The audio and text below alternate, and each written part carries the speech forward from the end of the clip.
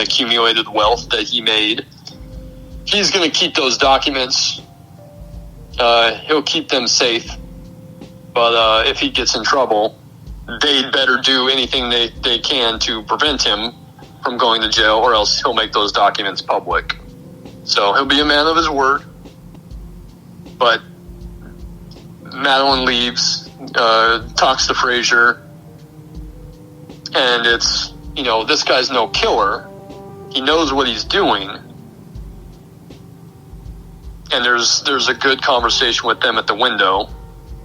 And that's probably the scene where, when I was watching, I was like, there's no way any of those younger actresses could have held their own in that scene.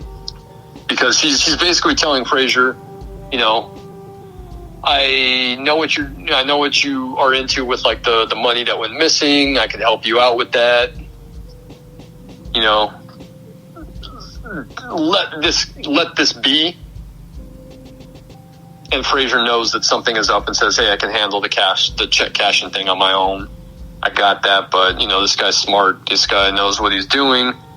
It's one of the fun things about the movie is watching Frazier and Russell kind of match wits with one another. Mm-hmm. Even when he calls him after the pizza thing, he's like, hey, is this the president of Albania? And he's talking to him then, and they have like a really good rapport over the phone, even. Which Clive Owen is so good in this. Yeah, I think he was. It was a terrific cast picking him, because even just his voice is so menacing, and it just fits the bill in every way. Yeah. Yeah, he's really good in this, and it's kind of a shame because when I was looking through a lot of his credits, he's done a lot of shitty movies. As opposed to good ones. Yeah, like he's great in Sin City. Children of Men. He's great in Children of Men, which is the same year as this. This came out in the spring, and Children of Men comes out around Christmas time with Chiwetel Ejiofor is also in Children of Men. So they kind of team up again. But like, he's been in a lot of shitty movies. Closer is one of them. I fucking hate that movie. Has he done, besides The Knick, has he done anything really, like, lately? The last movie I remember seeing him in was Gemini Man, but he's kind of wasted in that movie, and that movie's not great either. But he's there's not a real villain in Gemini Man, but he's like kind of the semi-villain. Oh, gotcha. He's wasted in that part. That could have been anybody. What about, did you like or have you seen The International? I haven't seen The International. That's one that's always kind of eluded me. Shoot 'em up is dumb. You don't like it? I don't like Shoot 'em up. Yeah, it's a tough watch. But he's so good in Inside Man. And we talked about it. He's been very good in a handful of other stuff, but he's done a lot of shitty movies, and it's kind of a shame. So where are we? So Frazier talks with Madeline. Madeline goes her separate way. And then he calls Russell inside the bank and says, hey, let me come in, let me make sure all the hostages are okay. So he goes in. They're talking back and forth. Russell is showing him the hostages. You can clearly see Stevie is one of the hostages. And they're talking, and he's telling them about, his girlfriend, how they might get married, and asking them, how's this going to end? And Russell says, oh, well, I'm gonna walk out the door when I'm ready. Simple as that. So as he's walking him back, Frazier says, hey, why don't you just let everyone go and give yourself up? And he goes to shake his hand, and when Russell goes to reach out for it, Frazier grabs him and tackles him and tries to provoke him. And then, Steve-O comes up behind him with the AK-47, which is pointed out during the interrogation that he knows what an AK-47 is. And they think that that's a suspect, where they're like, oh, so you know guns well.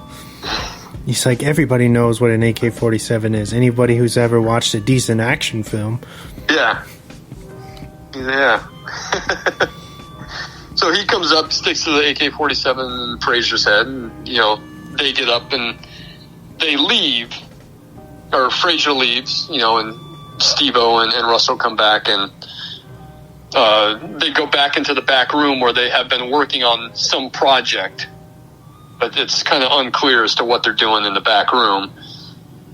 But Steve-O says, "Hey man, like that guy done got the drop on you. Like, what happens if I hadn't had my gun, or if I hadn't have stopped them?" And Fraser goes back and, you know, says, "Hey, this guy's not a killer because I did everything I could to provoke him. They keep stalling for time.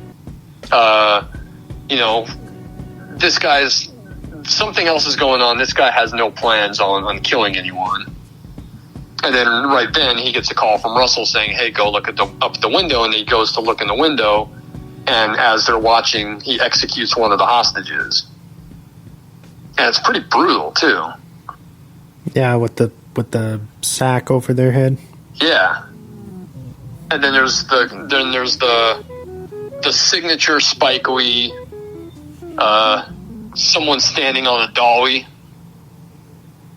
as Fraser runs back to the bank after seeing the execution. Mm-hmm. Which is like, that's like Spike Lee's signature camera move. It's in every single one of his movies. Even to the point where I was watching Black Klansman and his latest, The Five Bloods, on Netflix, where I had to wait till like the very end to see that shot, because it doesn't happen until the very end of those movies. Mm-hmm. But Fraser goes and he's like, you know, what are you doing? And, you know, he's really upset that he just executed someone. He knows that he kind of provoked it, but he's really upset with him, and he's yelling at him. And then after that, you know, the captain comes down, and Fraser gets kind of not pulled off of it completely, but he's not in command anymore, because now this is going to be, ESU is going to take over, because if they're going to start killing hostages, then they need to come up with a plan to storm the bank and rescue everyone. There's this really fun scene where everyone's kind of crowded around the blueprints of the bank, and ESU and Captain Darius and Denzel's captain, Fraser's captain, are there, and they're looking at it, and they're trying to figure out how to assault the bank. Excuse me. And it goes into this fun little scene where it's like, you see the hypothetical assault, and you see the ESU exchanging gunfire with the robbers, and they all die like brutally. But it's a fun little scene that apparently wasn't in the original script.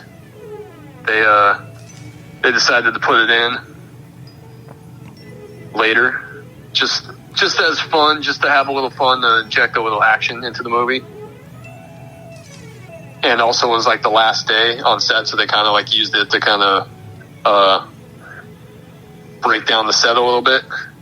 Yeah, that is a pretty brutal alternative. Yeah, like the way that Russell buys it in that hypothetical is pretty brutal. They shoot him in the vault, and then all the money's like flying around.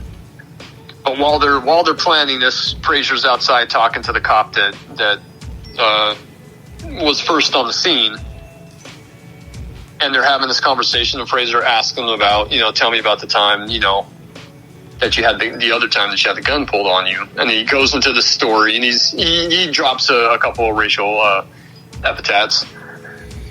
And, you know, Fraser says, "Hey, why don't we just calm down there? You know, why don't you just tell me what happens without the color commentary?"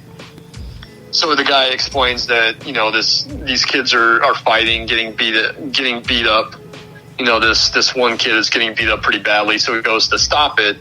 And when he goes to stop it, some other kid comes up behind him and sticks a gun. You know, he turns around and the kid's pointing a gun at him, and you know, Fraser says, "Well, what'd you do then?" He's like, "Well, what'd I do? I got shot in the chest."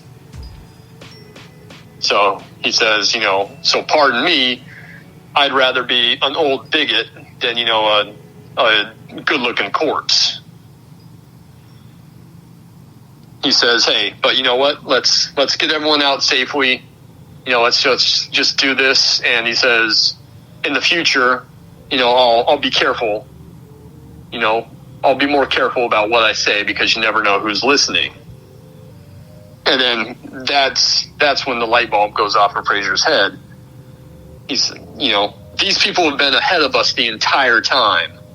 They've known everything that we were going to do. They knew that we were going to bug them. That's why they were playing the Albanian, the tape of Albania, the president of Albania, excuse me. He goes, he gets on the radio, he tells Darius, hey,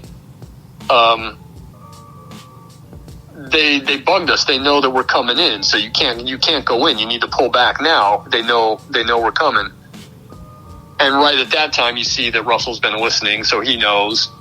So at that point in time, he throws more smoke bombs and tells everyone, hey, get out right now. You guys got to go, run out the door. So everyone, Steve-O and Stevie and Steve included, in their painter outfits, like everyone else, all go running out the front door. And they're shooting them, with like beanbag rounds to get them down on the ground. But everyone is dressed the same. They have no idea who's who. So basically everyone is getting arrested. They put them all on the ground. They zip tie them. And then once everyone is secure, ESU goes into the bank. And as they go through the bank, there's no resistance. They don't come across any of the assailants. They check everything, and then once they've cleared it, they call for Fraser and Darius and Miller to come down, and they do. And what do they find? They find that no money has been taken. The vault is still flush with cash. They find the bag with all the cell phones in it. They find the bag with all the clothes in it. They find out that the AK-47s are fake. They get a call saying, hey, come to the men's room. They go into the men's room and they find the sack